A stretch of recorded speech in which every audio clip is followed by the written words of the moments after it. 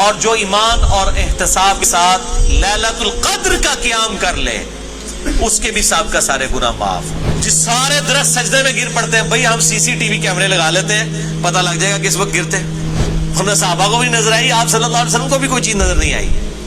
اور یہاں اتنا مشہور کیا کہتا ہے سمندر کا پانی میٹھا ہو جاتا ہے, بھائی کوڑ مارنے چھڑ دو, یہ سب جھوٹ ہے, کسی روایت کے اندر موجود نہیں ہے. اب آخر میں 10 صحیح الاسناد احادیث. پہلی حدیث صحیح بخاری صحیح مسلم دونوں میں ہے, مشکات میں ہے 1958. آپ صلی اللہ علیہ وآلہ وسلم نے فرمایا جو شخص ایمان اور احتساب کے ساتھ, احتساب کہہ دیں گے آپ 3 چیزوں کو جوڑ کے, اخلاص, ثواب اور اصلاح نفس, جو ایمان اور احتساب کے ساتھ رمضان کے مہینے کے روزے رکھ لے, اللہ تعالیٰ اس کے سابقہ سارے گناہوں کی مغفرت فرما دے گا. اور جو ایمان اور احتساب کے ساتھ رمضان کی راتوں کا قیام کر لے, یعنی تراویح قیام اللیل کر لے, اس کے بھی سابقہ سارے گناہ معاف ہو جائیں گے. اور جو ایمان اور احتساب کے ساتھ لیلۃ القدر کا قیام کر لے اس کے بھی سابقہ سارے گناہ معاف. لیکن لیکن لیکن صرف چھوٹے گناہ, کبیرہ گناہ صرف توبہ سے معاف ہوتے ہیں. دوسری حدیث بھی بخاری اور مسلم سے ہے, مشکات میں 2083. آپ صلی اللہ علیہ وآلہ وسلم نے فرمایا شب قدر کو رمضان کے آخری عشرے کی تاک راتوں میں تلاش کرو, 21ویں 23ویں 25ویں 27ویں اور 29ویں. تیسری حدیث بھی بخاری اور مسلم سے ہے اور مشکات میں اس کا نمبر ہے 2086. آپ صلی اللہ علیہ وسلم نے رمضان کا پہلا عشرہ اعتکاف کیا, پھر دوسرا عشرہ بھی اعتکاف کیا, پھر سر مبارک خیمے سے باہر نکالا اور کہا کہ میں نے پہلا عشرہ اعتکاف کیا تھا شب قدر کی تلاش میں, لیکن مجھے نہیں ملی, دوسرے میں بھی نہیں ملی. پھر ایک فرشتے نے آ کے مجھے خبر دی کہ اس کو آپ آخری عشرے میں تلاش کریں, اگر تم میں سے کوئی اعتکاف میرے ساتھ کرنا چاہتا ہے تو کر لے. اور پھر آپ صلی اللہ علیہ وآلہ وسلم نے فرمایا مجھے خواب میں وہ رات دکھا دی گئی, اور اس میں مجھے رات میں وہ خواب میں دکھائی گئی, لیکن پھر مجھے بھلا دی گئی. بہرحال مجھے ایک بات یاد ہے کہ اس رات صبح کے وقت جب میں فجر کی نماز پڑھ رہا ہوں گا تو میرے ماتھے پر کیچڑ کا نشان ہوگا. یہ آپ کو خواب میں دکھایا گیا. اچھا اب آپ دیکھیں کہ یہ نہیں ہے کہ کچھ شے نظر آ جاتی ہے, ہم نے صحابہ کو بھی نظر آئی, آپ صلی اللہ علیہ وسلم کو بھی کوئی چیز نظر نہیں آئی. اور یہاں اتنا مشہور کیا کہتا ہے سمندر کا پانی میٹھا ہو جاتا ہے, بھائی کوڑ مارنے چھڑ دو. اور ماڈرن دور جے کسی گورے نے سن لی نا گل, اور جناب بہ جائے گا رمضان دا پورا مہینہ روزانہ دا ایک ٹیسٹ لے گا اور کہے گا 10 کس داڑے جناب شاید نالوں میٹھا ہوتا ہے سمندر دا پانی. جس سارے درست سجدے میں گر پڑتے ہیں, بھائی ہم CCTV کیمرے لگا لیتے ہیں, پتہ لگ جائے گا کس وقت گرتے ہیں. یہ سب جھوٹ ہے, کسی روایت کے اندر موجود نہیں ہے. بس صرف آپ نے قیام کرنا ہے رات کا, کوئی ایک رات اس میں ہوگی. اسی لیے دیکھیں یہ فکس بھی نہیں کر کے بتائی گئی کہ فلاں ہے, کہا گیا 5 ہے, 21ویں 23ویں 27ویں 25ویں 27ویں اور 29ویں. چوتھی حدیث صحیح مسلم سے عبداللہ بن انیس کی, مشکات میں 2087. اس میں بھی یہ پورا واقعہ ہے, لیکن اس میں الفاظ یہ ہیں, آپ دوسرے صحابی کہتے ہیں کہ وہ 23ویں شب تھی. ابو سعید خدری کہہ رہے ہیں وہ 21ویں تھی کیچڑ والی, اور عبداللہ ابن انیس کہہ رہے ہیں وہ 23ویں تھی. لیکن یہی 2 اختلاف آ گئے. تو وہ 21ویں بھی ہو سکتی ہے, 23ویں بھی, 25ویں بھی, 27ویں بھی. اور اس کی حکمت کیا ہے بدلنے کی میں بعد میں بتاتا ہوں. تو یہ شب قدر کے حوالے سے ایک دعا بھی بڑی مشہور ہے, اللہم انک عفو تحب العفو فاعف عنی. یہ روایت مشکات میں بھی موجود ہے 2091, اور جامع ترمذی اور سنن ابن ماجہ میں موجود ہے. لیکن یہ روایت منقطع ہے. وہ تابعی جو ہے عبداللہ بن بریدہ, اس کا سماع اما عائشہ سے ثابت نہیں ہے. شیخ البانی سے حسن درجے تک پہنچاتے ہیں. بہرحال دعا کے بارے میں میرا موقف یہ ہے, چاہے کوئی ضعیف روایت بھی ہو, اگر کوئی دعا کے طور پہ اسے کر لے تو میں اس کے اوپر کوئی فتوی والا معاملہ نہیں کرتا. امام دارقطنی نے بھی یہ بات لکھی ہے کہ یہ منقطع روایت ہے, اللہم انک عفو تحب العفو فاعف عنی. 5ویں حدیث صحیح مسلم سے ہے, مشکات میں ہے 2088. سیدنا ابی ابن کعب کو کسی نے بتایا کہ عبداللہ ابن مسعود کہتے ہیں رضی اللہ تعالیٰ عنہ کہ جو شخص روزانہ آخری پہر جاگے گا تہجد کے وقت تو وہ شب قدر پا لے گا. اب یہ دیکھیں کہ روزانہ جو جاگے گا ظاہر وہ پا ہی لے گا.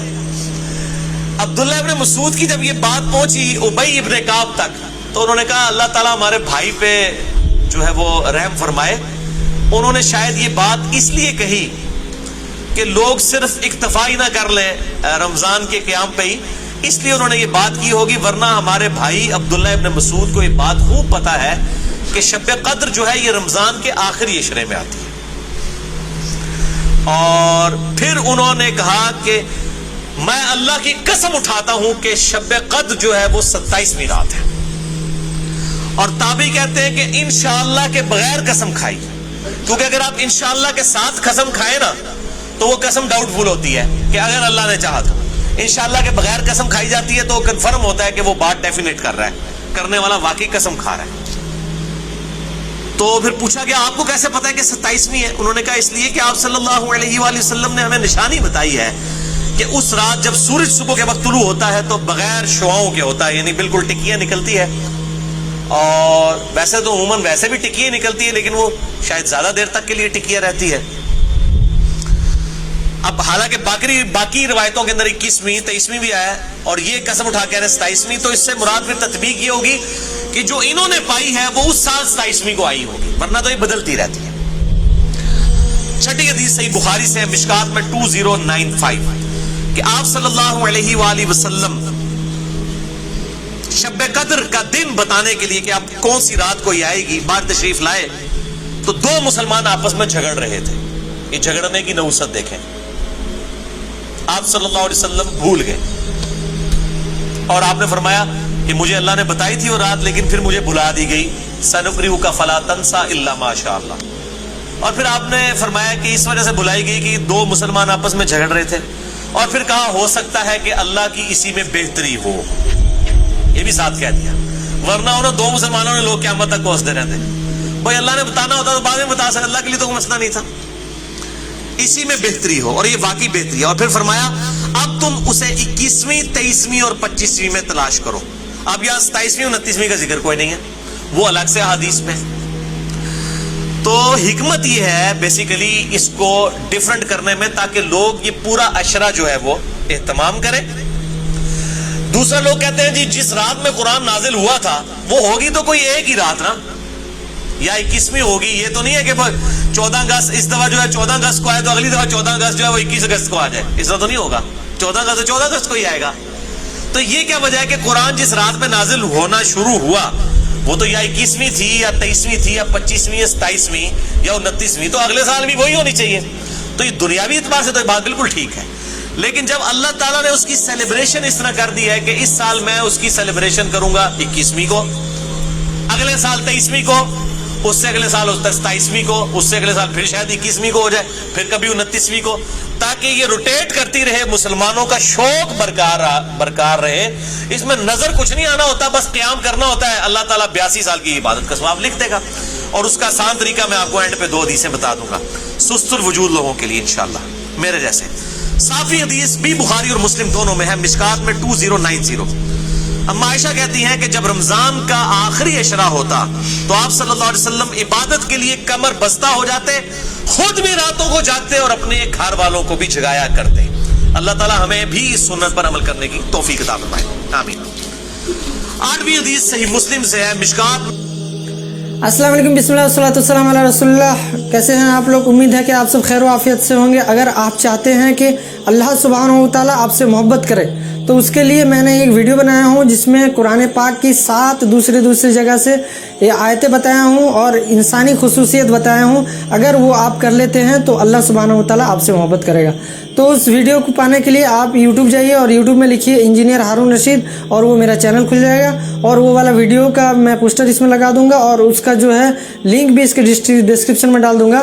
اگر آپ کو ویڈیو دیکھنا ہے تو آپ یوٹیوب میں جائیے, وہاں پہ لکھیے کہ اللہ کی محبت حاصل کرنے کا طریقہ بائے انجینئر ہارون رشید, تو آپ کو وہ ویڈیو کھل جائے گا. آپ وہ ویڈیو ضرور چیک آؤٹ کر سکتے ہیں. 2089 اما عائشہ رضی اللہ تعالیٰ عنہ کہتی ہیں کہ آپ صلی اللہ علیہ وسلم جس قدر رمضان مبارک کے آخری عشرے میں عبادت اور سخاوت والا معاملہ کرتے تھے, پورا سال کبھی ایسا نہیں کرتے تھے, اس آخری عشرے میں خصوصاً.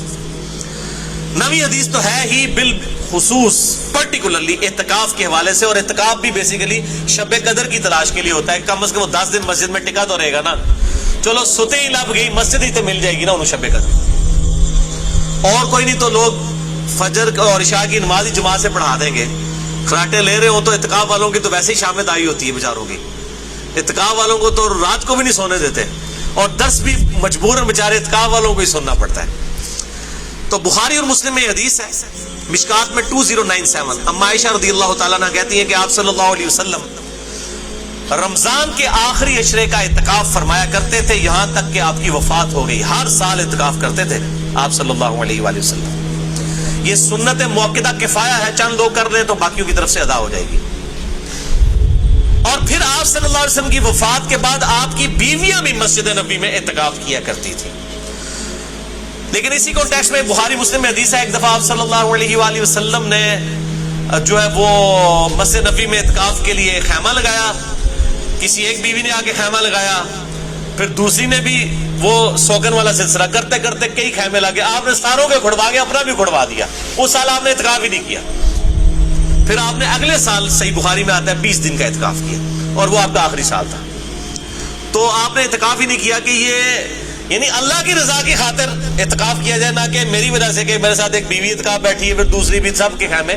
اس سے یہ بات پتہ چلی کہ مسجد نبوی میں اعتکاف عورتیں کیا کرتی تھی، اور مسجد میں اعتکاف آج بھی مسجد نبوی میں اور بیت اللہ شریف میں اعتکاف ہوتا ہے، لیکن عورت نفلی روزہ اور اعتکاف اپنے خاوند کی مرضی کے بغیر نہیں کر سکتی، ذرا یہ ذہن میں رکھیے گا۔ 10ویں حدیث جامعہ ترمذی میں ہے، سنن ابی داؤد میں ہے، سنن ابن ماجہ میں، مشکات میں 2102 انس ابن مالک کا بیان ہے کہ آپ صلی اللہ علیہ وسلم رمضان کے آخری 10 دن میں اعتکاف فرمایا کرتے تھے، لیکن ایک سال نہ کر سکے تو اگلے سال 20 دن کا اعتکاف فرمایا، وہ ایک سال وہ بیویوں کی وجہ سے ہی نہیں کیا۔ اور صحیح بخاری میں 2099 نمبر حدیث ہے کہ جس سال آپ کی وفات ہوئی یہ 20 دن والا اعتکاف آپ صلی اللہ علیہ وآلہ وسلم نے اس سال کیا تھا جس سال آپ کی وفات ہوئی، اور اس بخاری کی حدیث میں الفاظ ہے کہ اس سال پھر جبرائیل علیہ السلام کے ساتھ 2 دفعہ دورہ قرآن کیا۔